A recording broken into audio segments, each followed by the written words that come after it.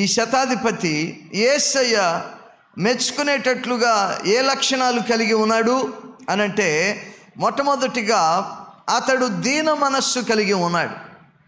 He had a humble spirit. దీన మనస్సు కలిగినటువంటి వాడు. ఇతని గురించి ఇతను చెప్పిన మాట మనం గమనిస్తే మత్తయి సువార్త 8వ అధ్యాయములో, మత్తయి సువార్త 8వ అధ్యాయంలో 8వ వచనములో, మాథ్యూ 8:8 చూడండి. ఆ శతాధిపతి, ప్రభువా నీవు నా ఇంటిలోనికి వచ్చుటకు నేను పాత్రుడను కాను అంటున్నాడు. ఐఎమ్ నాట్ వర్ది అంటున్నాడు. నేను పాత్రుడను కాను అంటున్నాడు. ఏంటి, నిజంగానే పాత్రుడు కాడా? చాలామంది అర్హత లేకపోయినా అర్హత ఉన్నట్టు చూపించుకుంటారు.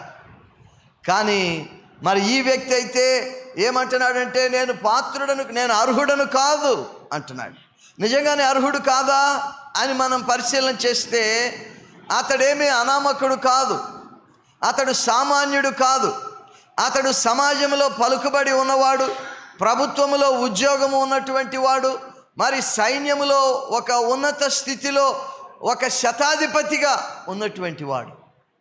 అతనికి హోదా ఉంది, అధికారం ఉంది, ఓకే, ఆస్తి ఉండొచ్చు.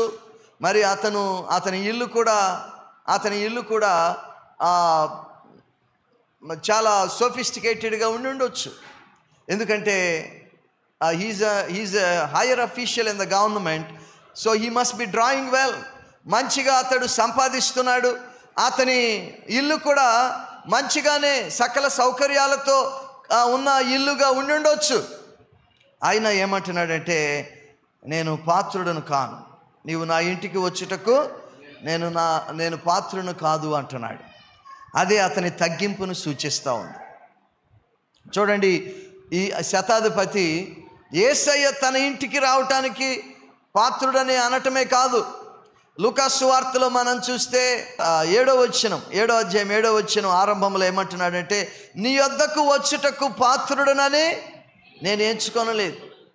యేసయ్య తన ఇంటికి రావటానికి పాత్రుడు కాను అంటున్నాడు. అదే సమయంలో నేను నీ దగ్గరికి రావటానికి కూడా పాత్రుడను కాను అంటున్నాడు. అంటే అతని యొక్క తగ్గింపు స్వభావము మనకు చాలా స్పష్టంగా కనపడతా ఉంది.